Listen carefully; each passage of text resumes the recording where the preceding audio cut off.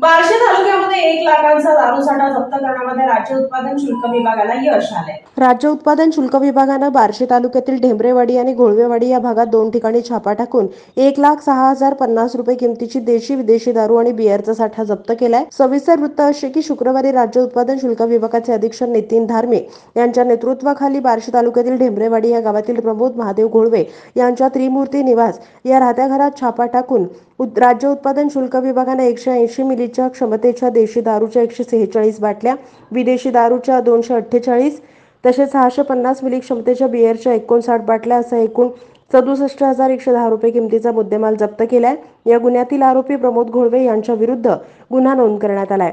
या कारवाईमध्ये विभागाच्या पथकानं घोळवेवाडी येथील विवेक महादेव घोळवे यांच्या दत्तकृपा राहत्या घरातून 180 मिली क्षमतेच्या देशी दारूच्या 144, विदेशी ब्रँडच्या 110 आणि 650 मिली क्षमतेच्या 55 बिअरच्या बाटल्या असा एकूण 38,940 रुपयाचा दारू साठा जप्त केलाय।